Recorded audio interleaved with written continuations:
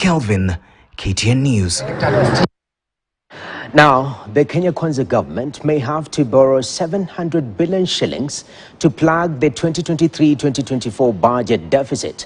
However, Kenya's stock of public debt has crossed the 9.4 trillion shilling mark, pushing the country closer to hitting the 10 trillion shilling debt ceiling set by Parliament in June last year. There have been suggestions to amend the law and borrow according to the country's GDP at 55%, but the same has been surpassed to 65%. With little room left for more borrowing, Ksh10T is left with only 600 billion shillings to borrow. Should they not increase the ceiling? How will they manage the 700 billion shilling deficit? KTN's Daniel Kariuki interrogates. President William Ruto and the Ksh10T leaders were up in arms over the appetite to debt by the previous regime led by former President Uhuru Kenyatta. Ruto's administration calling for reduced appetite for borrowing. According to the 2023-2024 budget, the expenditure may not allow. With the government ceiling set at 2.3 trillion, budget presented Thursday by Treasury Cabinet Secretary Njuguna Ndung'u of 3.6 trillion shillings will require borrowing to finance it. Kenya has been ranked among countries in the world with a high risk of debt distress, and the situation might get worse if not managed. According to a medium-term debt management strategy published by the Treasury, Kenya has outstanding debts amounting to 9.40 trillion shillings by March of 2023. We have to do a lot of balancing act, because one thing is, if you look at our expenditure, for every 10 shillings that we collect, 6 shillings goes to pay debt. The next is salaries.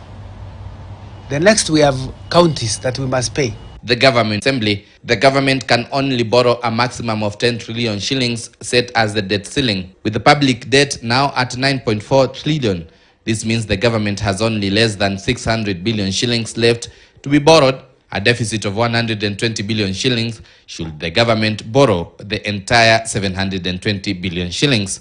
The resources we generate are not enough to meet our expenditure needs, which is why we have to run a budget deficit. It is not sustainable for us to continue running our budgets using large deficits. That is why we have something called fiscal consolidation, where this government has said, going forward, our appetite for debt has to grow down, has to slow down. The National Treasury wants public debt limit reverted to the old system based on percentage of the country's gross domestic product (GDP), as opposed to a fixed figure ceiling. The Exchequer wants Kenya to cap its borrowing at 55% of GDP by amending the Public Finance Management Act 2012.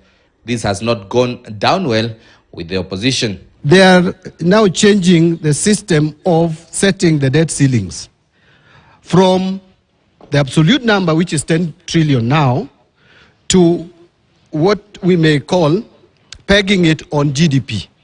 Ruto wants to force an amendment to the Public Finance Act to allow the National Treasury and not Parliament to set new debt ceiling. You cannot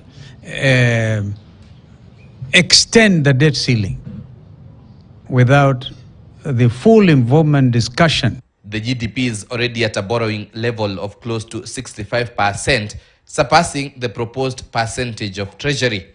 This therefore means a possibility of amending the law to raise the debt ceiling from 10 trillion.